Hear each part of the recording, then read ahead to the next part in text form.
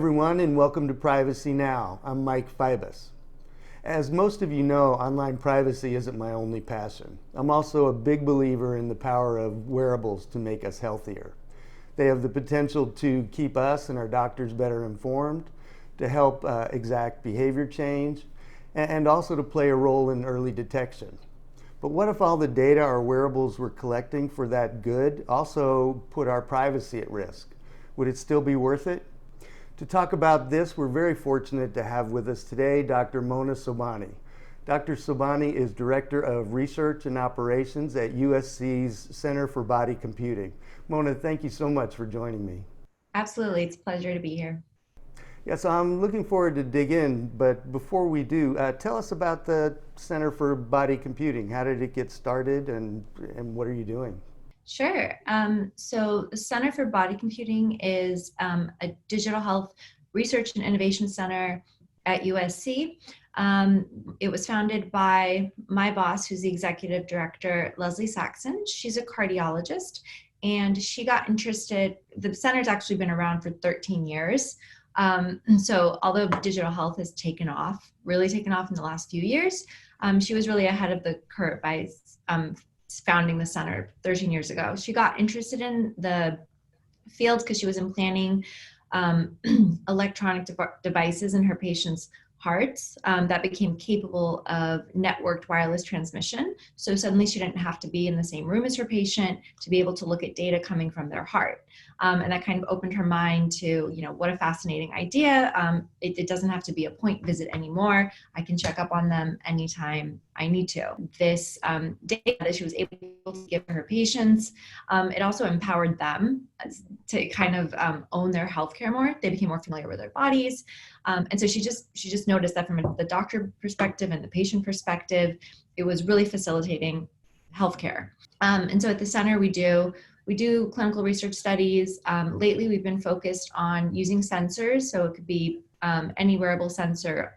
Lately, there's a lot of commercial options, but we also do medical grade sensors. So things like continuous glucose measures, as well as the more traditional Apple Watch, Fitbit, that kind of thing. And then we use apps as well to deliver, let's say, behavioral surveys or whatnot, and just really trying to collect data off of the body, deliver things to the patients, and then on the back end, correlating the data, looking for insights, and ultimately tying it to health outcomes. So we do a lot of that, but we also think a lot about, obviously, which is why I'm here, a lot of the issues that surround this research and also the emerging technology, because it's an issue and you almost can't have these conversations anymore without talking about privacy and cybersecurity and the data and who owns it and where is it and how is it going to be used. So we think about those issues as well and work with a lot of federal groups and other academic groups in thinking about it and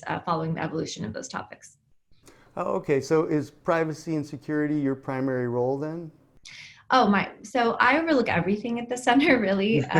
All the staff and the research, and my background is in neuroscience, actually. I've always been interested in advancements like technology and how that can be used to measure behavior, but how it influences society.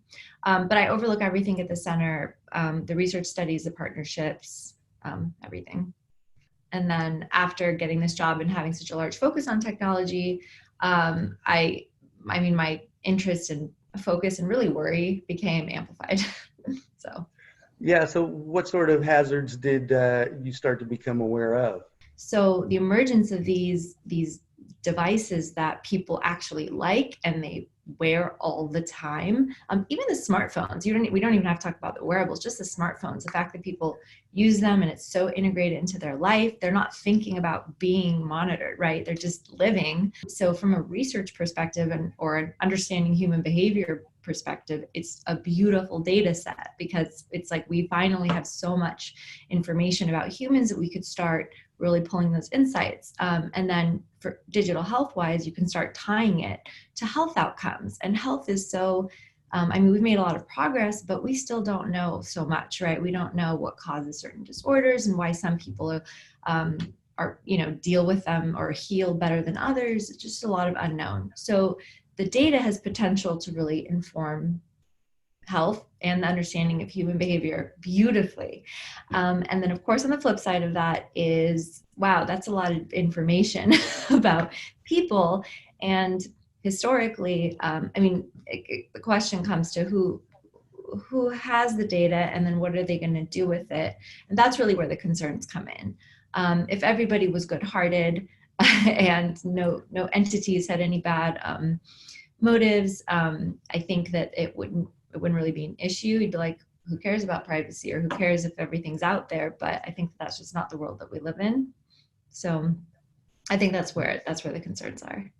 And with that, I mean, obviously you're keenly aware then of what data is out there and what folks can do with it, whether by itself or combining with other data. When we do research, we have to tell subjects ahead of time what data we're collecting, how we're collecting it, who's going to have access to it, what we're going to do with it, and how long we're going to keep it. So, for example, if we're using a third-party thing like Fitbit, we have to let subjects know, hey, Fitbit, we will give you the terms of service and their privacy policy, but we have no control over what Fitbit does with your data. Just an FYI that they will have your data from this study, and that it's your responsibility to read the terms of use and the privacy and feel comfortable with that. That's all that's required of us. If you wanted to be a nice and a really good researcher, you would read those things and let them know what the policies are. And then if you want to take it even one step further, saying there's always a possibility of a breach on their servers, whatever. You could take it as far as you want, but we're not required to do that. Which I think is an interesting thing. And sometimes when we use third parties, that not the wearable devices, but third parties where we'll pull the data from, let's say, an app or from the wearable, and they'll organize it for us or whatever it is, because we have multiple subjects. Sometimes in their terms, they'll want to keep the data. And so it's just, we thought that was super interesting, because even a company providing a solution for research is trying to keep data, because that has become such a profitable business in general, that even those companies are doing that. But it's fascinating and disconcerting that companies are moving in this direction. Yeah, for sure. I mean, I can tell you, Fitbit is also a hardware company and takes the privacy seriously. I do know that, they're not immune, or Apple, from, wanting to see data, and not so much profitable, because again, they are hardware companies, but more for just learning. And, just like you want to learn, I think they do as well. But yeah, they're both pretty good with the privacy thing, that's for sure. But it's still up in the cloud, out there. Some folks share parts of that data as well. Their step counts, for example, or activity rings, and maybe even location from those devices. And Absolutely.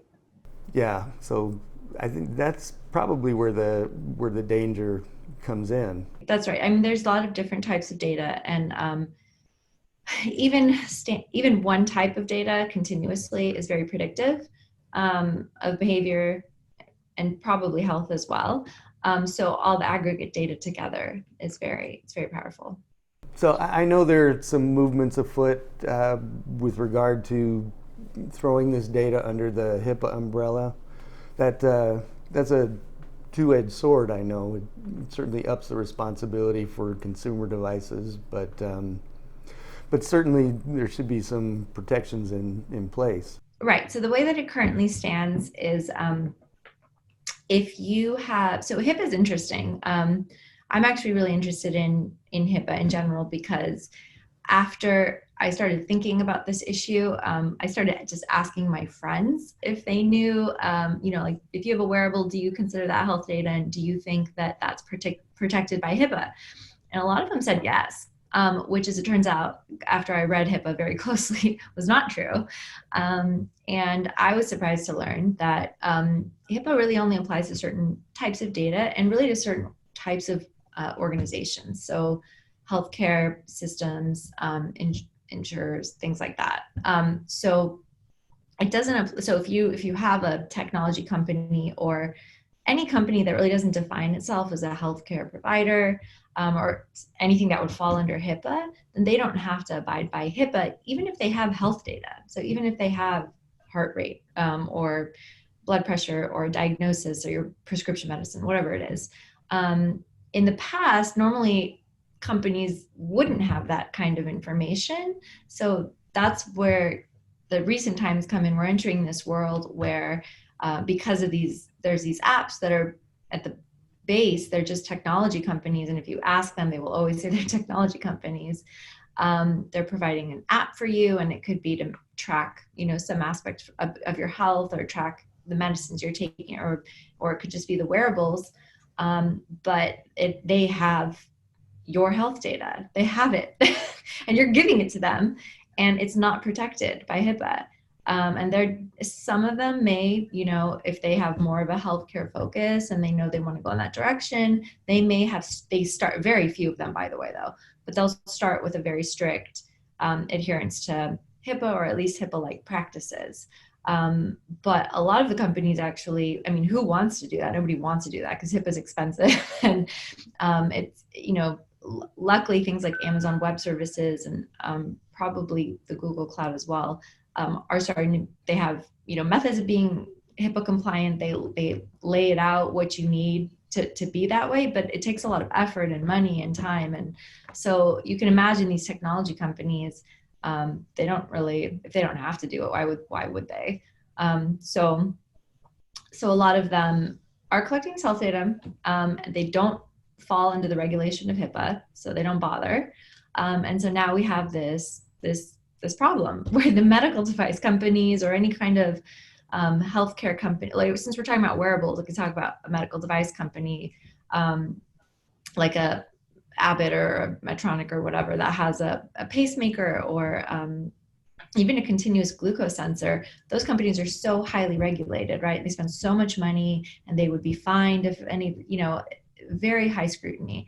Whereas the tech companies, or like Apple or Fitbit, these companies that also have arguably just as valuable data just coming off their devices, they're getting away with murder. Like they don't have to secure the data in any specific way.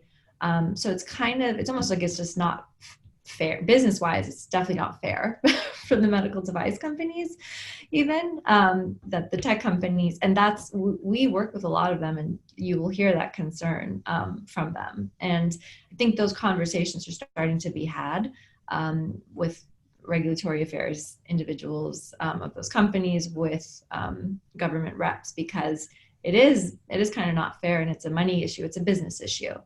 And then, of course, for the public, on our end, it's on an individual end. You're like, why would it be different? It's if it's similar data, it's weird that it would be super protected by Abbott, and then not, and then no one cares what Apple or Google or Amazon in particular, maybe with the Echo, what they do with it. When I think about it, it's a hard problem because all of your data is health data. But the problem is that we're trying to define it by is who owns the data, or trying to define the data into smaller buckets. And this isn't health data. And that it's just interesting. There's a lot of solutions being proposed, but nothing that really solves the problem. Right, and I want to get to your point about all of our data is health data, but in a second, I haven't spoken to the hardware companies about this in particular, but I would imagine that they would at first point out that we don't pay for our Abbott pacemaker or their devices. We have insurance to pay for it, and consumers pay for the wearables, of course. And there is FDA approval process, and which these guys currently don't meet. So in a sense, it's consumer data. I agree that it needs to be protected, but maybe there's a different level, than actually HIPAA with all of the liabilities that go. Oh yeah. I don't, I'm definitely not advocating that HIPAA be applied to all data, because I think that that's not the solution. I don't think, I think that HIPAA was created at a time, it served a purpose. It's done a good job for what it was intended for, but it just doesn't apply. It's not relevant anymore. So it's, instead of extending HIPAA to all data, it's more like we need to just completely rethink the issue. Yeah, no, I totally agree there. I mean, HIPAA, we've gotten to the point where AI and other computer technology, has sort of made HIPAA meaningless. I mean, it doesn't provide the protections that are needed. I did want to get to your point that all data is health data, and it was interesting you had mentioned like the voice assistants, and which most people don't consider health data, but you make a valid point, and I've worked with some companies that do early detection with voice data, and I assume that's at least part of your point. Yes, absolutely. Yeah, we actually have a proposal in. Hopefully we'll hear soon, but a proposal looking at this, because there is a lot of information in voice. There's a lot of information in everything that humans do. The way that you move, the way that you speak, how frequently you speak, the way that your eyes, your eye gaze, what you look at, every single thing that we do. So voice is no different. And it's many different aspects of it, right? It's how slowly you speak, it's the emotional intonation, all of these things. And I'm definitely not an expert in the relationship between changes in voice and medical conditions, but I know that for certain ones, there definitely is something there, especially, for example, things that are motor conditions that can affect your vocal cords. They can, of course, affect your speech over time. Depression, if you have a voice assistant in your house and it's always listening, and you're suddenly not talking to anyone but you're home for days and days and days, that's also predictive of isolation, and so something like that. So it doesn't even have to be a physical, more like a physical ailment like Parkinson's disease or something like that, but it could be more of a mental health issue as well. But it absolutely has a lot of information contained within it, and that's the thing, that's no one really thinks about that. But like Amazon has all of that, all of that data. Yeah.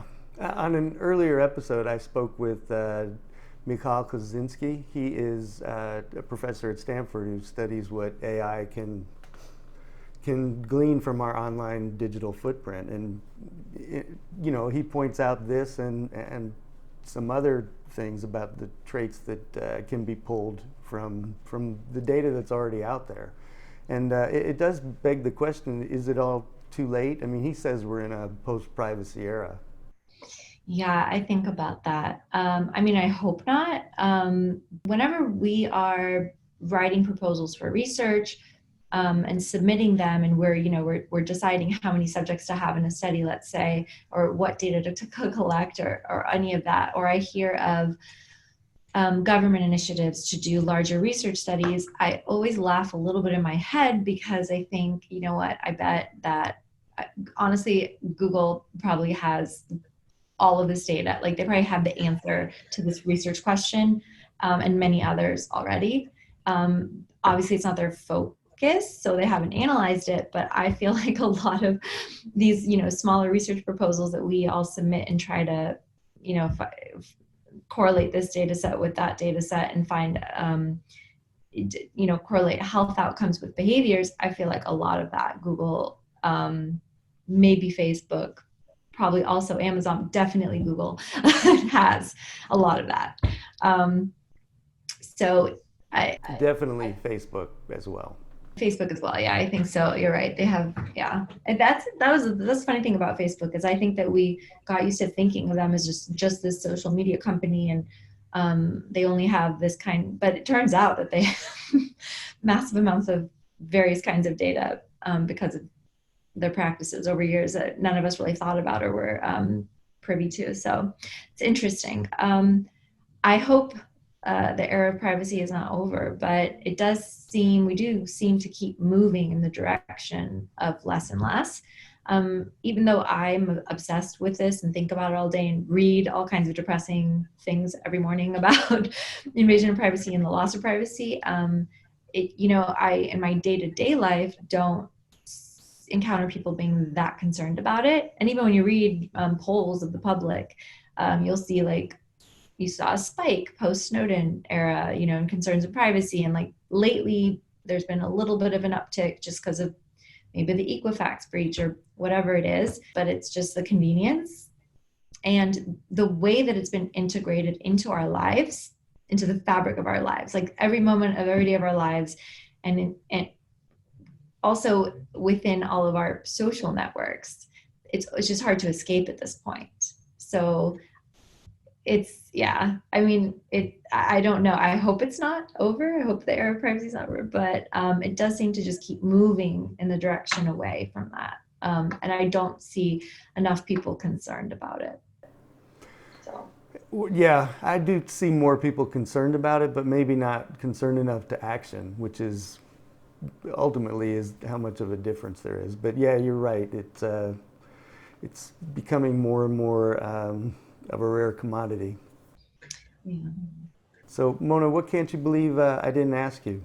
So when I'm thinking about this issue, I do want to take it all the way to the opposite extreme and say, okay, let's just say privacy was obliterated, and let's say that all of your information was out there for anyone to have, and let's say that everyone had the capability of learning, like what kind of medical conditions you have or how long you'll live.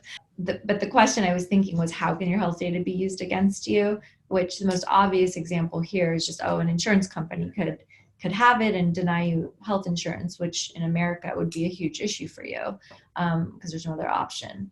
That's a huge thing. Life insurance as well. But I'm sure that there are futurists who can think of even more dire things than that.